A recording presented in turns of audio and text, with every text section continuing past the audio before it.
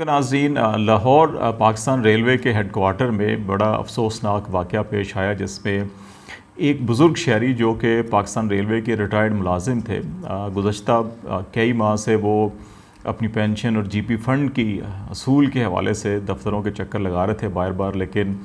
वहाँ का जो अमला था, उनके अपने ही साबका कुलीग जो थे, वो मुख्तलिफ़ हीले बहानों से उनको इस जीपी फ़ंड की अदायगी में ताख़ीरी हरबे इस्तेमाल कर रहे थे। ये पाकिस्तान के अंदर जो पेंशन और जीपी फ़ंड या बेनेवलेंट फ़ंड या इस किस्म के जो दीगर मामलात पेंशन के बाद मामलात जो है कि ये दरपेश होते हैं, इस सिलसिले में पहले भी बड़ी अफसोसनाक ख़बरें जो है वो मीडिया के ऊपर सामने आती रही हैं, बड़े अफसोसनाक वाक़यात रूनुमा होते रहे हैं। लेकिन बदकिस्मती से जिन लोगों ने ख़ुद रिटायर होना हो अगले कुछ अरसे में, और फिर उनको भी इन्हीं दफातर के चक्कर इसी तरह से लगाने पड़ते हैं पेंशन के लिए और अपने हकूक़ के असूल के लिए, माली जो हकूक़ हैं उनके असूल के लिए। लेकिन किस किस्म की करप्शन जो है हमारी ऊपर से नीचे हर सतह के ऊपर दाखिल हो चुकी है कि हम इन बुज़ुर्ग शहरियों को चक्कर लगवाते हैं, बार बार चक्कर लगवाते हैं, लेकिन इनके मसाइल हल नहीं करते। और ऐसे हालात में ये जो पेंशनर थे, इन्होंने बलाई मंजिल से छलांग लगा दी और उनकी दोनों जो टांगें हैं उनमें फ्रैक्चर हुआ, टूट गई, और फिर उनको सर्विसेज अस्पताल लेकर गए जहाँ पे तिब्बी इमदाद दी गई। यकीनी तौर पे इस वाक़े के बाद जो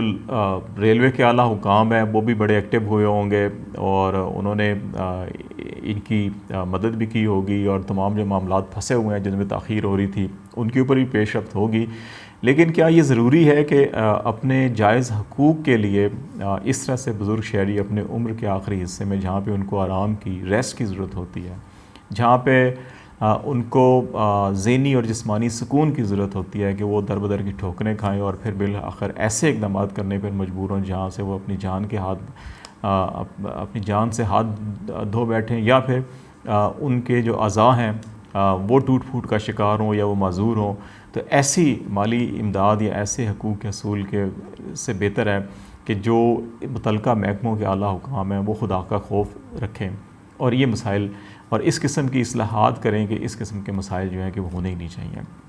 हम ने मुतअद्दिद बार जो है कि पेंशनर्स के हवाले से नेशनल बैंक ऑफ पाकिस्तान के पेंशनर्स का भी हम तज़किरा करते रहे कि उनके मामला भी पिछली 2 दिहाइयों से अदालतों के अंदर पड़े हुए हैं। ना वज़ारत ख़ज़ाना तवज्जो दे रही है, ना नेशनल बैंक ऑफ पाकिस्तान की इंतज़ामिया उसके ऊपर तवज्जो देती है, और बदकिस्मती से सुप्रीम कोर्ट के अंदर भी लाहौर हाई कोर्ट में उनके हक़ में फ़ैसले हुए पेंशनर्स के, सिंगल बेंच, डिविजनल बेंच, फिर सुप्रीम कोर्ट में अपील आई, वो भी सितंबर 2017 में पेंशनर्स के हक़ में फ़ैसला हो गया। फिर अक्टूबर में रिव्यू पिटिशन फ़ाइल की गई और अभी तक 5 साल होने वाले हैं, रिव्यू पिटिशन जो है वो ज़ेर इल्तवा पड़ी है। इसके ऊपर भी हमने बार बार प्रोग्राम किए, नेशनल बैंक ऑफ पाकिस्तान के प्रेसिडेंट ने उसका नोटिस भी लिया, हमें जवाबात भी दिए, लेकिन अमलन जो है कि कोई कदम नहीं उठाया गया। और ये बुज़ुर्ग शहरी जो हैं इनको आईने पाकिस्तान और तमाम कवानीन के अंदर जो है कि तरजीह बुनियादों पर इनको सहूलियात देने और उनके मसाइल हल करने की बात की जाती है, लेकिन बदकिस्मती से प्रैक्टिकली अमली तौर के ऊपर ऐसा नहीं होता। अभी नेशनल बैंक का मामला हमने जैसे डिस्कस किया, और फिर अभी जैसे रेलवे में हम ये बुज़ुर्ग शहरी जो पेंशनर हैं इन्होंने ख़ुदकुशी की कोशिश की, बलाई मंजिल से तंग आकर छलांग लगाई। कोई भी इंसान खुशी से ऐसा कदम नहीं उठाता, मजबूर होकर ऐसा कदम उठाता है। तो अब ये सिर्फ़ एक ये केस नहीं है, अगर सिर्फ हम रेलवे को ही अगर इसी तनाजुर में देख लें, जो all Pakistan railway pensioner association है उसके मुताबिक 1 जुलाई 2020 पिछले 2 साल से जितने भी लोग रिटायर हुए हैं अब तक उनकी जो सिर्फ माहाना पेंशन और जो जीपी फ़ंड है वो उनको अदा किया जा रहा है, और उनमें से कई ऐसे जिनको जीपी फ़ंड भी अदा नहीं मिल रहा, सिर्फ पेंशन उनको मिल रही है। और जो ग्रेजुएटी है या अलविदाई अलाउंस है, इसी तरह एक बेटी की शादी का जो अलाउंस होता है और इनकैशमेंट जो है वो भी नहीं मिल रही। और फिर जो रिहाइश गाहें हैं,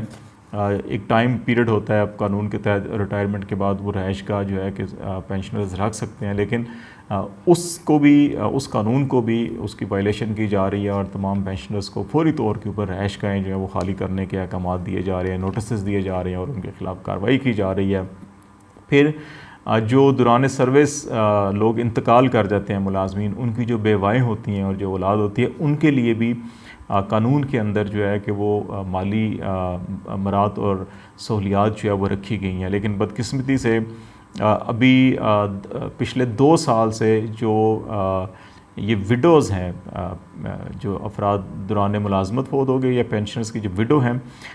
उनको जो क्वार्टरली बेनेवलेट फ़ंड की अदायगी होती थी वो पिछले 2 साल से वो भी मुअत्तल है, ताअत्तुल का शिकार है और वो भी अदा नहीं की जा रही। तो एक तो जो उनके सर पे जो साया था, जो उनकी घर के मामलात को, माली मामलात को देखने वाले अफराद थे, वो तो एक अल्लाह को प्यारे हो गए, एक नुकसान ये हुआ। और दूसरा नुकसान ये कि जो बेनेवलेट फ़ंड की क्वार्टरली अदायगी होती थी वो भी अदायगी नहीं हो रही, तो ये भी उसके ऊपर एक सितम है। और फिर इसी तरह दौरान सर्विस जो वफ़ात पा जाने वाले मुलाजमीन हैं उनकी